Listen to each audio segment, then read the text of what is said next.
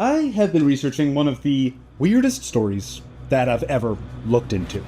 It's about a once fringe movement among the tech elite that aims to replace governments entirely with corporations. Privatized societies run by CEOs built for profit, not for people. Almost like they wanted their own little worlds, playlands, built just for them based on their desires.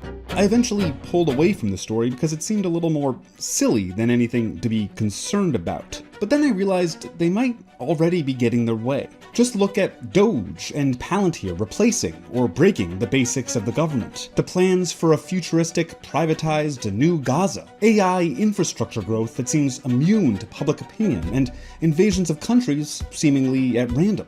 A new power structure in society that will overcome the existing democratic power structures. When billionaires suddenly have a tremendous amount of power and democracy has been proven to be exceedingly vulnerable. So I decided to dig back in. What is this movement? Where did it come from? How did the people involved get so powerful? Where is it going? And importantly, what can we do to stop it?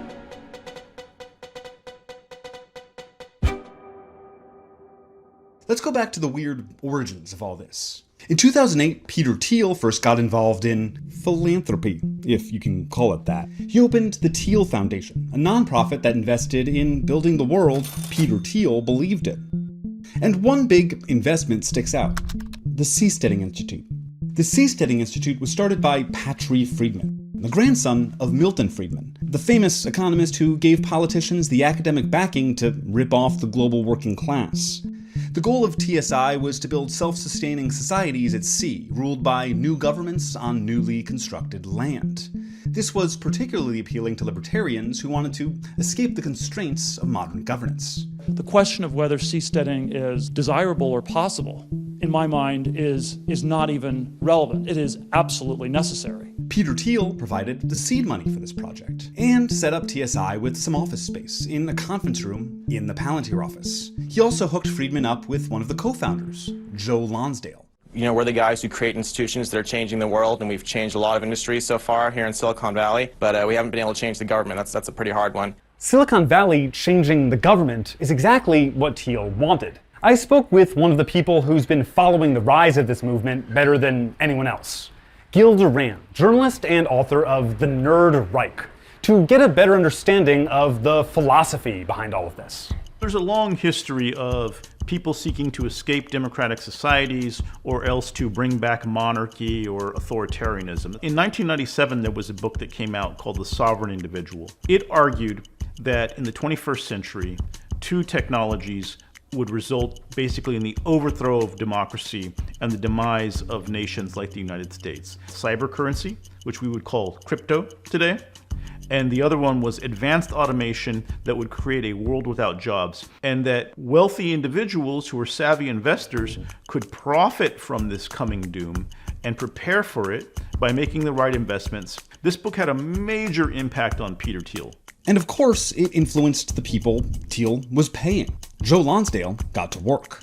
He started a nonprofit, California Common Sense, allegedly dedicated to transparency in government spending, so that voters could make a difference if they found things they were unhappy with. On the surface, that sounds great, but two founders of that nonprofit started a for-profit, OpenGov. OpenGov is a software service for government agencies to manage data. The idea of replacing democratic processes in the hands of all of us with technology in the hands of few was becoming less fringe, and other nonprofits with similar goals started popping up. But while the idea of using technology to make a decentralized country had some illustrious backers in the mid-2010s, I'm going to leverage technology to create a new country. And yes, I did say country, not company. it never really materialized on a serious level. But the think tanks would herald a few successful versions of their privatization plan. Like Sandy Springs, Georgia, famously the first city in America to privatize nearly all government services.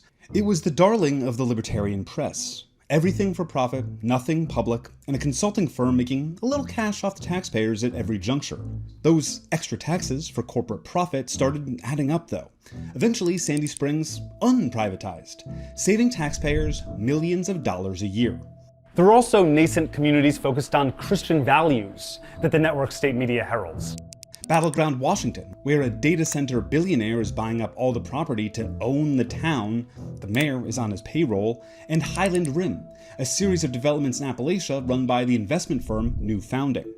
And that's not even including the California Forever Project, a proposed tech city in Solano County funded by Mark Andreessen, Reid Hoffman, Sam Altman, and other billionaires. But what if this was never really about these little mini-governments? Here's Peter Thiel saying the quiet part out loud in 2010. Technology is this incredible alternative to politics, and the task in this world where politics has become so broken and so dysfunctional is to find a way to escape from it.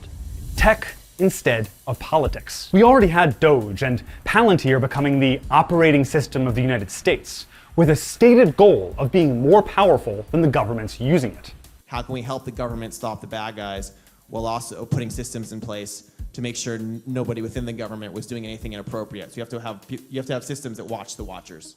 After leaving Palantir, Lonsdale, through his firm 8VC, continued investments in what's called GovTech, tech for government clients. That's surveillance tech, AI drones, AI weapons, even tech to replace 911 with AI. All aim to replace, privatize, and profit from tasks normally attributed to democratically accountable officials. What's happening now, though, is that the companies are becoming more powerful than the governments they serve. When we suddenly have all these billionaire oligarchs spending so much money, they were able to actually capture the federal government with Trump. So it's this interesting moment now where we're getting a glimpse of what government by technology company would look like. And Lonsdale is working to convince you that we need this by making you scared. Lonsdale founded the Cicero Institute, a think tank that pushes anti-homeless messaging. Not anti-homelessness messaging, but messaging attacking the homeless themselves. And even legislation creating concentration camps where unhoused people would do forced labor. You actually can go into states, you can partner with governors, you can pass laws. Cicero's in 15 states, we're getting dozens of laws passed, and then we're gonna teach people that and go to the national level. Riling people up is definitely part of their game plan.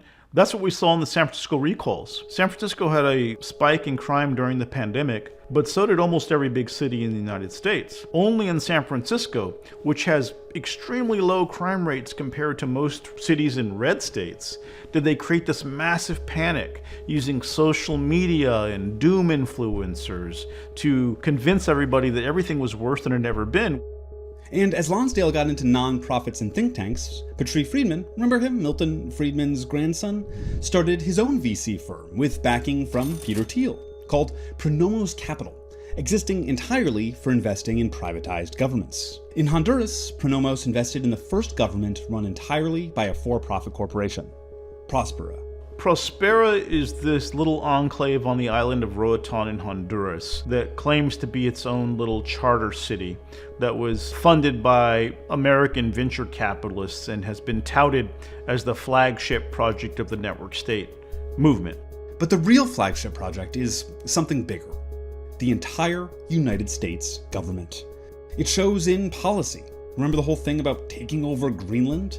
That idea emerged and was celebrated by the people we've been talking about. I think having a frontier is very healthy. I think part of America being great is that it's growing and creating more wealth for everyone. If the people in Greenland want to be part of us, if we can use those resources better and make sure Russia and China don't get advantages in the Arctic. The Freedom City as a name didn't really gain momentum, but the idea is there.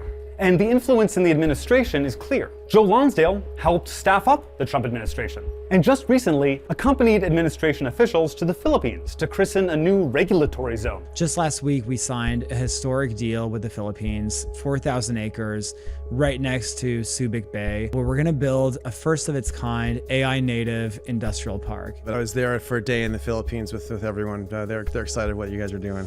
That sounds a lot like a startup city. They've also embedded themselves with the rest of the right-wing movement.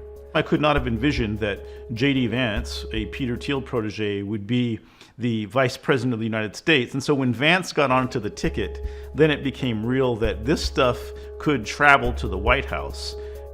In September 2024, there was a conference at Fort Mason in San Francisco called Reboot 2024. And its website announced that we were now in a new reality and that Silicon Valley was waking up and about to become this powerful force in politics. And the guest speaker was Kevin Roberts of the Heritage Foundation, who is the guy who had shepherded Project 2025. So here you had tech VCs in San Francisco and Kevin Roberts in the same venue proclaiming the new reality. And the new reality is where we are today.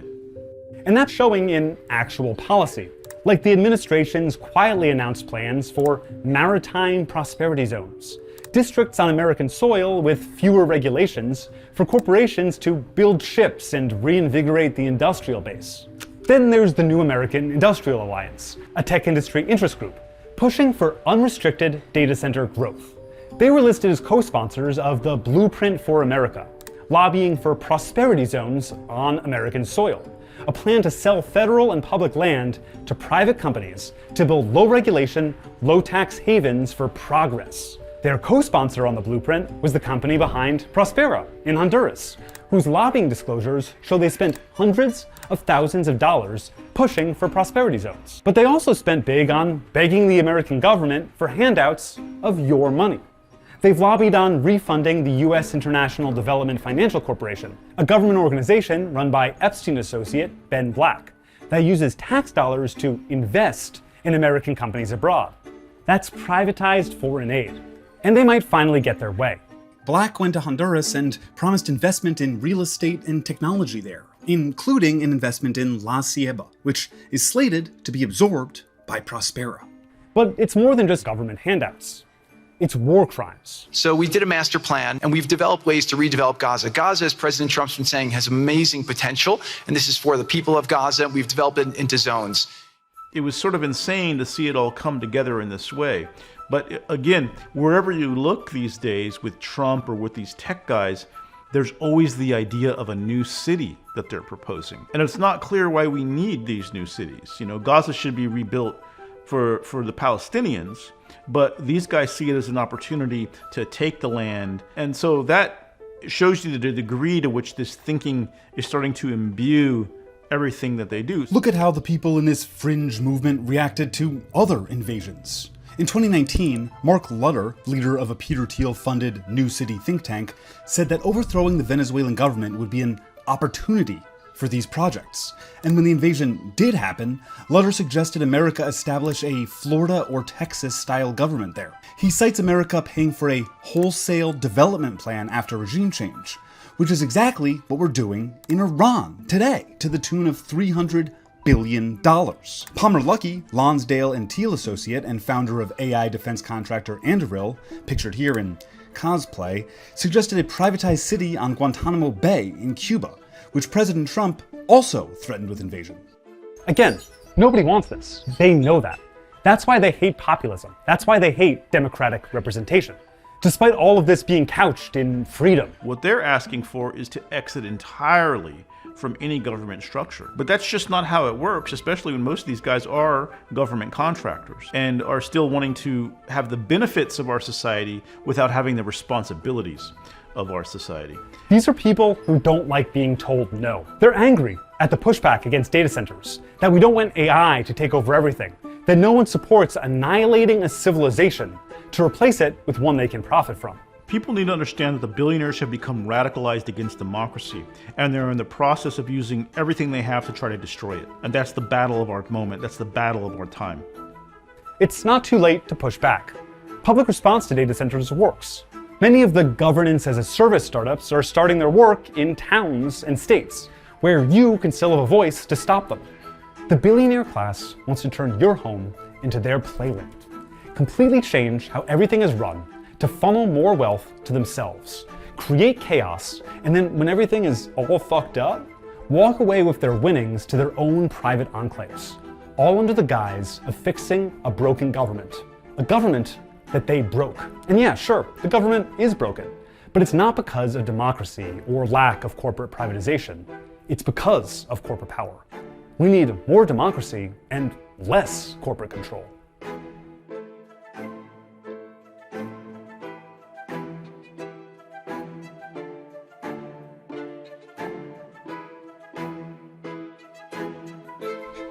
Thank you so much for watching, and if you want to see more important journalism like this, please don't forget to like and subscribe. And if there's something else you want to see us cover next, let us know in the comments.